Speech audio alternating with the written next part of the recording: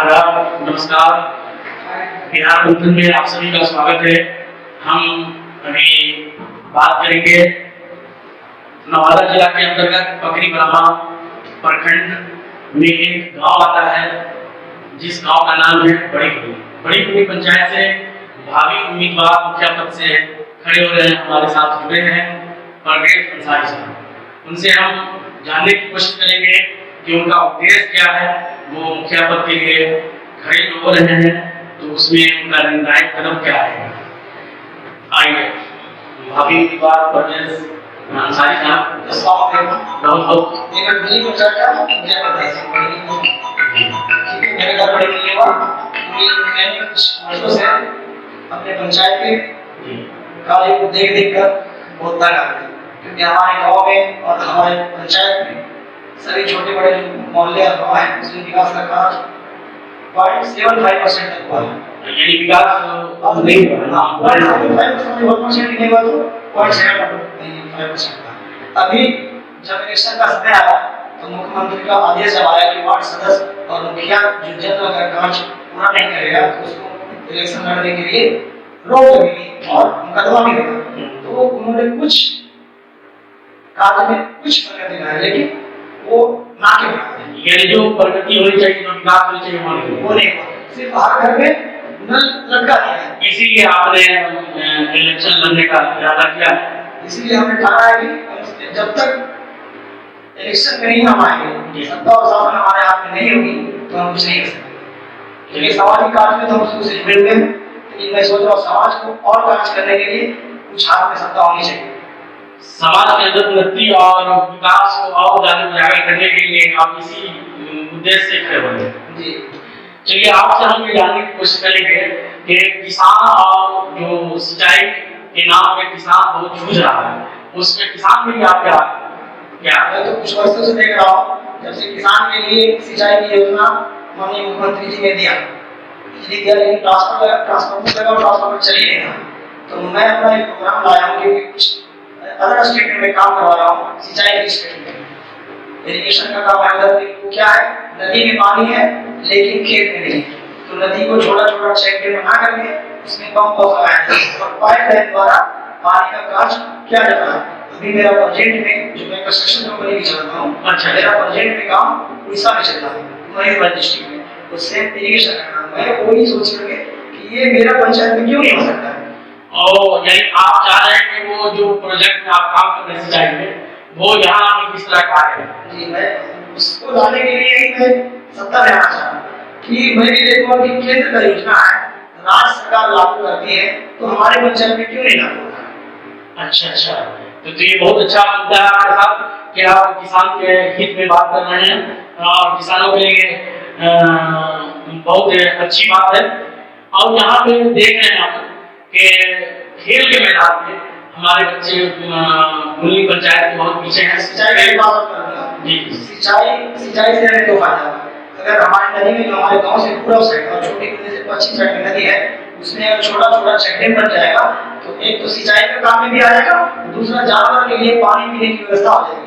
अच्छा। और इसलिए हमारे गांव हरा भरा भी हो जाएगा। और एक तीसरा एक सबसे बड़ा काम होगा, जो जमीन के नीचे हमारा वाटर लेयर जो डाउन हो रहा है, वो वाटर लेयर का भी उन्नति हो जाएगी, यानी वाटर लेवल कमेगा नहीं उस पंचायत में। बहुत अच्छी सोच है आपकी।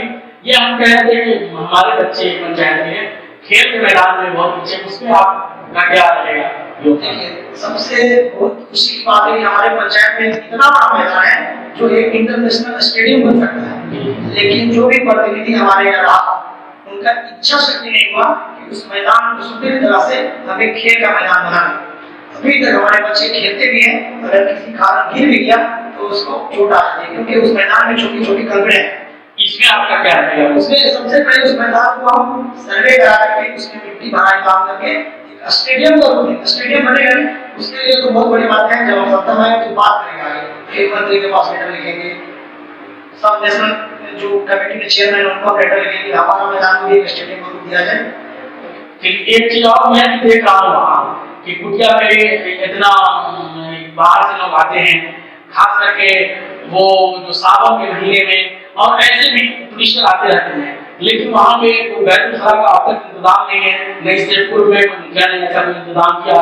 और पहले जो हमारे हाजी साहब थे वो एक मुसाफिर खाना बनाया है, लेकिन उसमें एक लैट्रिन का शौचालय होना चाहिए, उसमें आप क्या करेंगे जब जीत जाएंगे?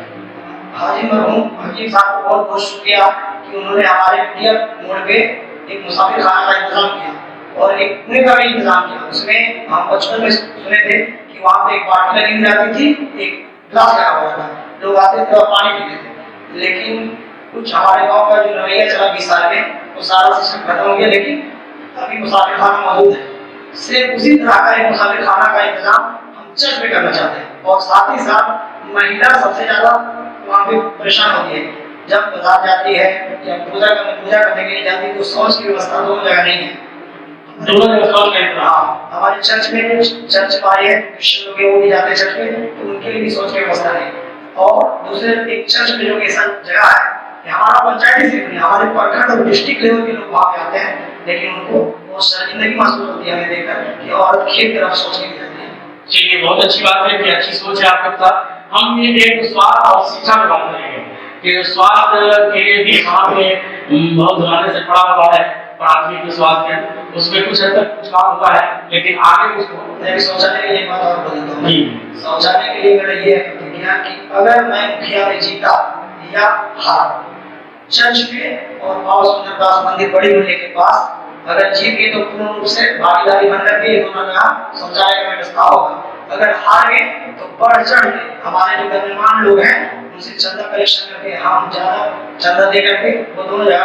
बहुत अच्छी बात है, आप हारेंगे नहीं, आपका ये जो सोच है आप विजय करेगा और विजय घोषित करेगा, इसके लिए आपको बहुत बहुत धन्यवाद। अब रही बात आप स्वास्थ्य केंद्र की बात बोले, तो स्वास्थ्य केंद्र तो अभी फिलहाल 6 महीने के अंदर में वो तैयार हुई है, लेकिन उसमें अभी सुदृढ़ रूप से डॉक्टर नहीं बैठ रहे हैं।